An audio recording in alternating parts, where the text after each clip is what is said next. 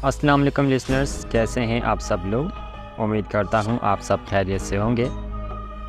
आज इस नई वीडियो में भी आपके साथ कुछ नए वाक़ियात शेयर करेंगे।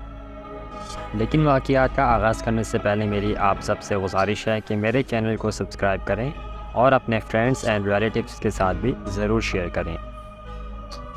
तो चलिए शुरू करते हैं आज का पहला वाक़या। और यह वाक़या हमारे साथ एक भाई ने शेयर किया है जिन्होंने अपना नाम नहीं शेयर किया।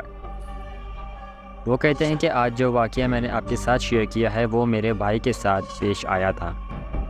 वो कहते हैं कि हम कराची के रहने वाले हैं और ये वाक़या मेरे भाई के साथ तकरीबन 1 साल पहले पेश आया था। और वो कहते हैं कि मेरे भाई की जॉब ऐसी है जिसकी वजह से उनको दूसरे सिटीज़ में भी अक्सर ट्रैवल करना पड़ता है। तो एक दफ़ा उनको किसी काम के सिलसिले में हैदराबाद जाना था और वो अक्सर ही शाम के वक्त ट्रैवल किया करते थे। लेकिन तब कुछ ऐसे मामलात थे कि उनको रात को जाना था। तो यूँ वो तैयारी करके रात के 9 बजे वहाँ से निकले थे। तो कराची क्रॉस करने के बाद उन्होंने देखा कि उनकी गाड़ी में फ्यूल कम है। तो वो एक पेट्रोल पंप पर रुक गए और पेट्रोल भरवा लिया और वहीं पास में एक छोटा सा ढाबा बना हुआ था।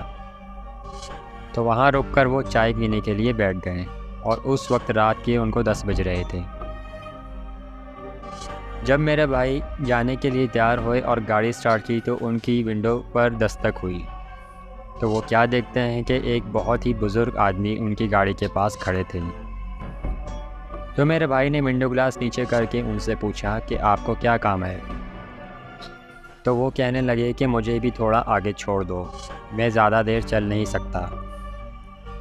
तो यूँ भाई ने तरस खाकर उनको गाड़ी में बैठने को कहा और वो बुज़ुर्ग पिछली सीट पर बैठ गए और उनके साथ कुछ सामान भी था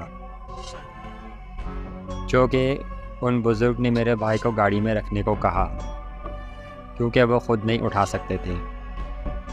जब भाई गाड़ी में बैठ गए और गाड़ी चलाना शुरू कर दी तो मेरे भाई ने उनसे उनका नाम पूछा और उन बुज़ुर्ग ने उनको कोई जवाब नहीं दिया। और मेरे भाई ने उनसे 2 से 3 बार बात करने की कोशिश की और उनसे पूछा कि आपको कहाँ जाना है। तो उन बुज़ुर्ग ने बस इतना जवाब दिया कि आप गाड़ी सीधे चलाते रहो, मुझे बस थोड़ा ही दूर जाना है। मेरे भाई थोड़ा सा परेशान हो गए उनके इस बिहेवियर पर कि वो ठीक से जवाब नहीं दे रहे थे किसी भी बात का।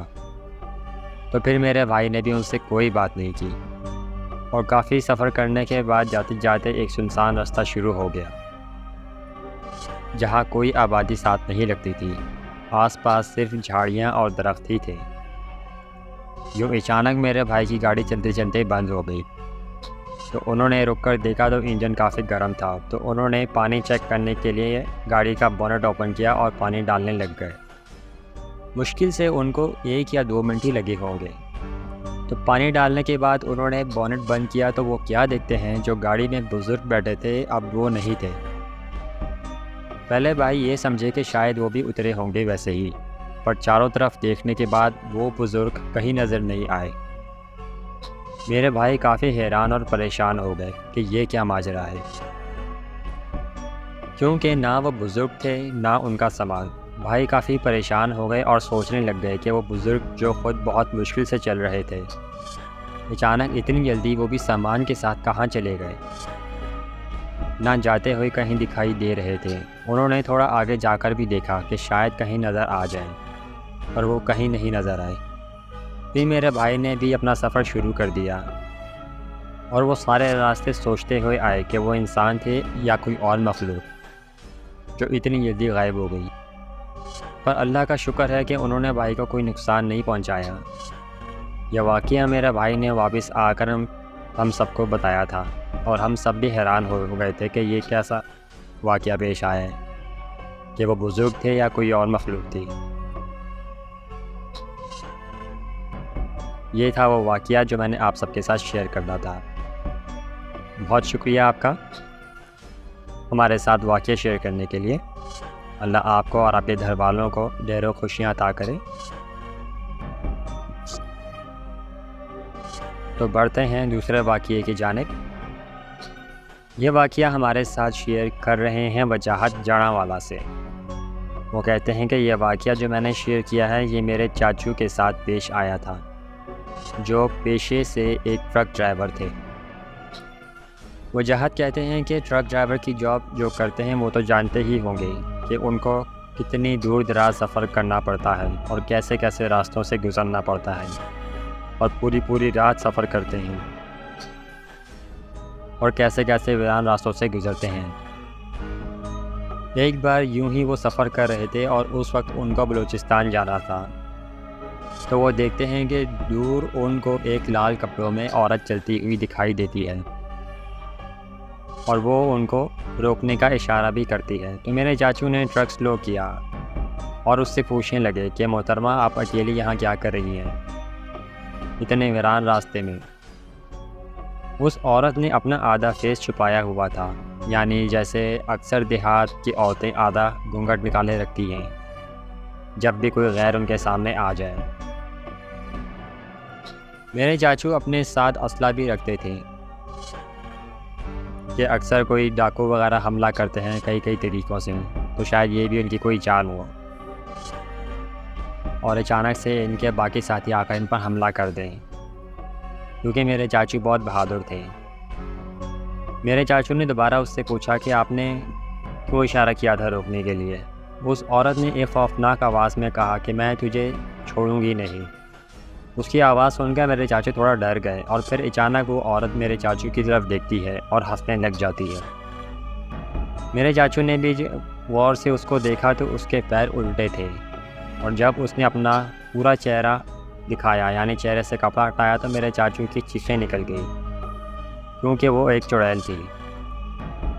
मेरे चाचू ने खौफ से आयतल कुर्सी पढ़ना शुरू कर दी और कुरानी आयत भी पढ़ना शुरू कर दी और ट्रक को तेज़ रफ्तारी से आगे करना शुरू कर दिया, यानी चलाना शुरू कर दिया।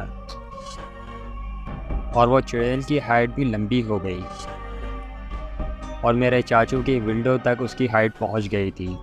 जैसे कि आप सब ने देखा होगा कि ट्रक ड्राइवर की सीट कितनी ऊंची होती है और वो औरत उतनी ही लंबी हो गई थी और ट्रक की रफ्तार से ही साथ साथ भाग रही थी और चीखें मार रही थी।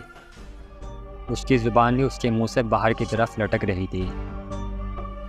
मेरे चाचू ने जितना तेज़ हो सका ट्रक उतनी तेज़ इन्होंने चलाया, पर वो चुड़ैल पीछा ही नहीं छोड़ रही थी। कभी साथ भागने लग जाती तो कभी ट्रक से भी ज़्यादा रफ्तार से आगे आ जाती।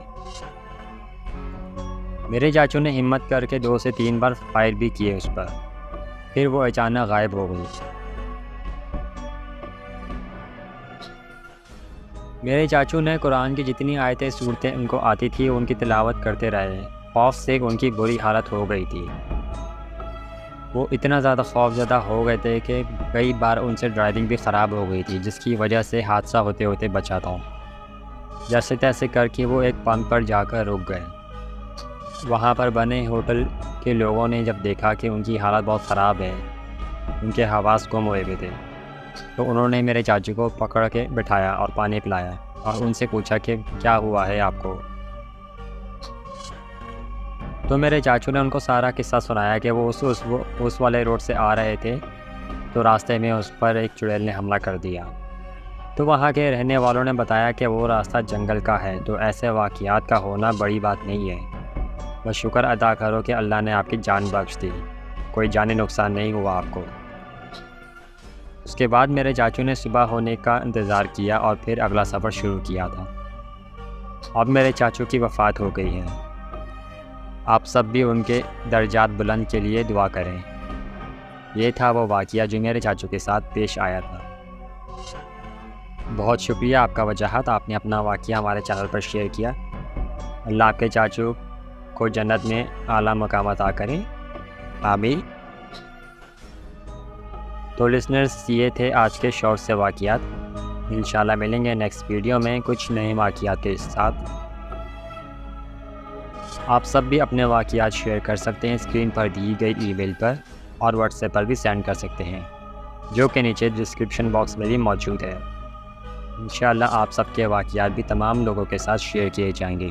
तब तक अपना बहुत सारा ख्याल रखें। अल्लाह हाफ़िज़।